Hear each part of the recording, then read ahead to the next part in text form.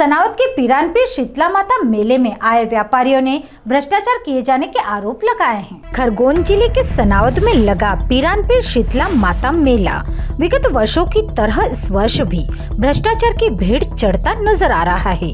मेले में अनेक प्रांतों से व्यापारी खेल तमाशा और झूले लेकर आते हैं और अपने झूले और आइटम लगाते हैं।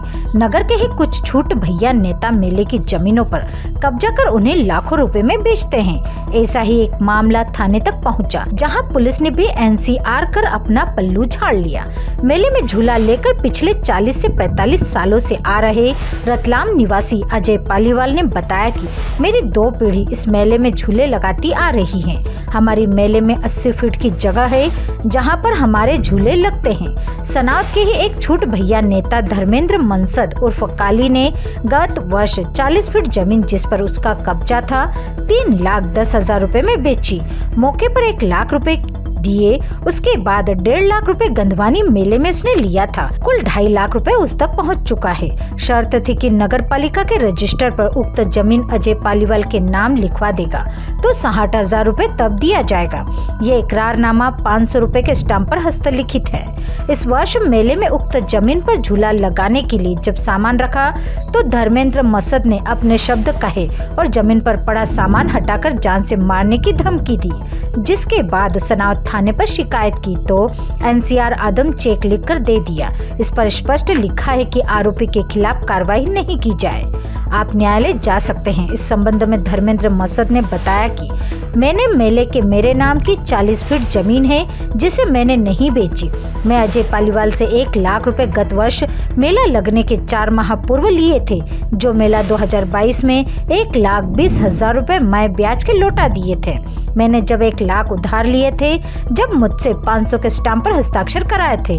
अजय पालीवाल का आरोप झूठा है। उसे कोई धमकी नहीं दी है। रतलाम निवासी अजय पालीवाल अपने परिवार के साथ मेले के खुले मैदान में रह रहा है।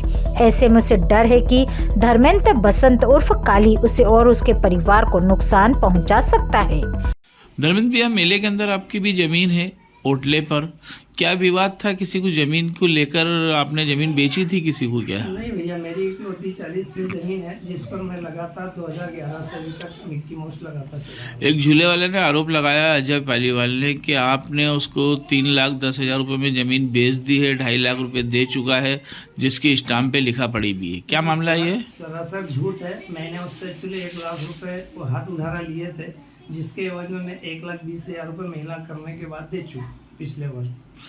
तो उसने ये आरोप लगाया कि 1.5 लाख रुपए गंधवानी में भी दिए हैं, बोले हमारे पास इसके गवाह भी है। वो सरासर झूठ है। जो उसका गवाह था उसको जब वीडियो कॉलिंग करके हम लोगों ने कॉल पे बात की तो उसने सरासर मना कर दिया कि मेरे सामने ऐसे कोई पैसे की लेन देन नहीं हुई। दूसरी चीज ये थी कि आपने उसको धोस भी दी है कि मैं तेरी गर्दन उतार दूंगा। ऐसा मैं व्यक्ति नहीं हूँ, क्योंकि मेरा पूरा मेला भी जानता है और मुझे पूरा नगर भी जानता। इस संबंध के अंदर कोई नोटिस वोटिस भी दिए? मैं उसने कोर्ट से वकील द्वारा मुझे नोटिस किया है, जिसका मैंने वकील द्वारा जवाब भी दे चुका हूं। थाने के अंदर भी उसको लेकर आवेदन दिया है? के अंदर भी उसने एक आवेदन दिया था, जिसको पुलिस द्वारा समझाई देकर कि ये हमारा मामला नहीं है, ये नगर पालिका का मामला है जमीन का, वहीं पर आप आपसी में निपटे।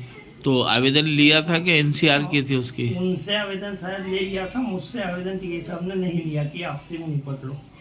ठीक, थैंक यू। धर्मेंद्र मसंद के नाम से क्या मामला है? उनकी क्या जमीन का लफड़ा है? धर्मेंद्र मसंद ने क्या हमको 1.5 साल पहले फ़ोन करा था कि मेरे को पैसे की ज़रूरत है। हाँ।